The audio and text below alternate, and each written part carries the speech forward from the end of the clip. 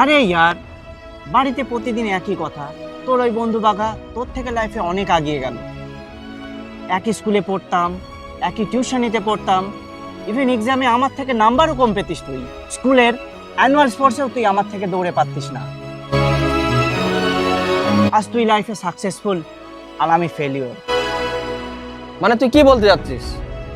আমি জীবনে একটু উন্নতি করছি, একটু আগে বাড়ছি, এটা কি সহ্য হচ্ছে না? আরে না রে ভাই, আমি তোর জন্য খুশি, কিন্তু আমি কেন ফেলিওর সেটা আমি বুঝতে পারছি না। তুই তো জানিস আমি ব্যবসাদার হতে চাইতাম, কিন্তু একটা ব্যবসার প্ল্যানিং সাকসেসফুল হয়নি। তোর কাছে যদি সাফল্যের কোনো মন্ত্র থাকে একটু বলিস ভাই। আছে তো। কি মন্ত্র ভাই? একবার এক কাকের বিশাল পিপাসা পায়, সে একটা কলসিতে জল দেখতে পায়।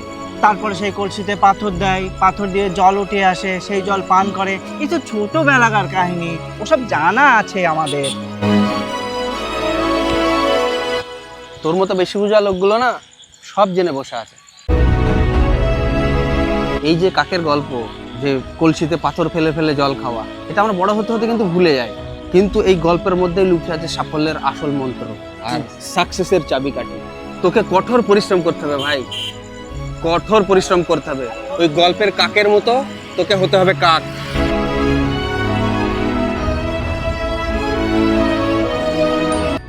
ছোটবেলাতে আমরা অনেক নীতিশিক্ষায় নিয়ে থাকি, কিন্তু বড় হবার সাথে সাথে যৌবনের রঙিন জীবনে প্রবেশ করে থাকি আর ভুলে যাই সেই ছোটবেলায় শেখা সফলতায় পৌঁছানোর শিল্পটাকে।